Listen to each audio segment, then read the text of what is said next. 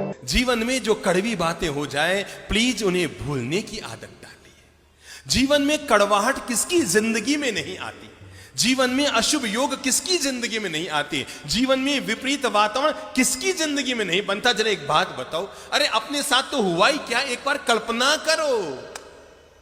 सीता कौन थी बोलो तो? लक्ष्मी का अवतार। सीता कौन थी? रघुकुल की महारानी। सीता कौन थी? जनक नंदिनी।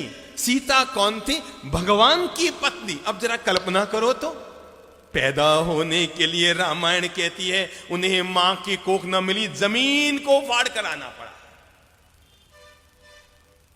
शादी हुई तो खुशियों का बैंड भी न बजा कि परशुराम बैंड बजाने पहुंच गए। शादी करके अपने ससुराल 4 दिन सुख से न जी कि मंथरा और कैकेयी प्रकट हो गई।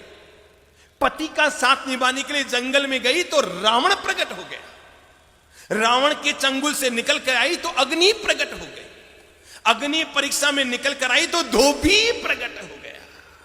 दिमाग लगाओ, दिमाग लगाओ सब लोग, हर भाई हर बहन अपनी जिंदगी को एक बार तोल लो कि अगर मुसीबतें जिसे हम जिंदगी में कहते हैं, अरे हमारी जिंदगी में मुसीबतें आई क्या है। हम में से कोई दावा नहीं कर सकता कि मैंने सीता की जिंदगी में जो मुसीबतें आई उसका 1% में मुसीबतें जिंदगी में झेली। हम में से कोई पुरुष दावा नहीं कर सकता कि जितनी साधना में तकलीफें भगवान महावीर ने उठाई उसका 1000वां हिस्सा भी हम में से किसी ने नहीं झेला, किसी ने नहीं झेला। पर जरा देखो तो सही, मां की कोख नहीं, परशुराम आ गया, कैकेयी प्रकट हो गई, रावण प्रकट हो गया, अग्नि प्रकट हो गई, धोबी प्रकट हो गया। सीता को फिर वनवास जाना पड़ा। रघुकुल की महारानी को, भगवान की पत्नी को, लक्ष्मी के अवतार को अपनी संतानों को जन्म देने के लिए किसी ऋषि के आश्रम में जाकर शरण लेनी पड़ी। हमारी हालत उससे बोलो अच्छी? शाबाश, बहुत अच्छी। हम में से हर महिला के साथ ऐसा नहीं हुआ जैसा सीता के साथ हुआ। पर मैं आपको यह बताना चाहता हूं, इतना कुछ होने के बाद भी सीता के मन में शांति थी, चेहरे पर मुस्कान थी और अंतर मन में औरों के प्रति पवित्र भावना थी।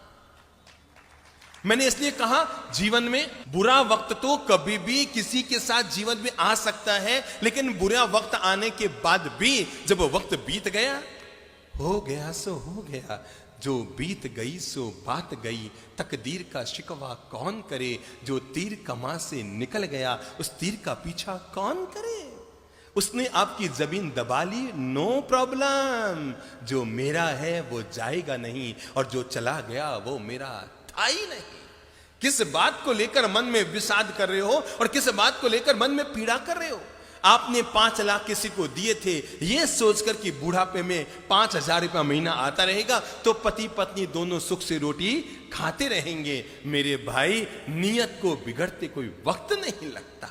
बड़े बड़ों की नियत बिगड़ जाती है और सामने वाले ने आपके 5 लाख दबा लिए।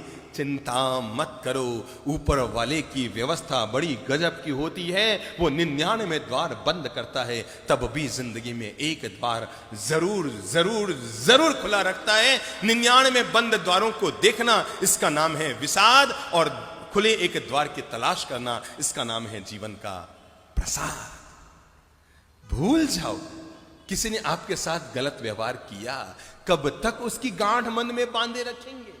किसी ने आपके 2 लाख डुबो दिए, अरे रुपये गए सो गए, कोई दिक्कत नहीं, आपकी नींद और चली गई, आपकी शांति और चली गई, आपकी मुस्कान और चली गई, आपकी सुख की रोटी हाथ से चली गई। रुपये गए सो गए, जाए भाड़ में। अरे सबके रुपये जाने ही हैं। आदमी जन्म लेता है ना तो लंगोट मां पहनाती, उसमें जेब नहीं होता, होता है क्या? और आदमी मरता है ना तो घर वाले कफन उड़ाते हैं, कफन में जेब नहीं होता। पर आदमी कितना मूर्ख होता है, जन्मने पर लंगोट में जेब नहीं, मरने पर कफन में जेब नहीं, और जिंदगी भर जेब जेब जेब जेब भरने में ही लगा रह जाता है। सबको छोड़ना है, सबको जाना है, छूट गया सो छूट गया, चला गया सो चला गया। जीवन का मंत्र याद रखो, जो मेरा है वो जाएगा नहीं और जो चला गया वो मेरा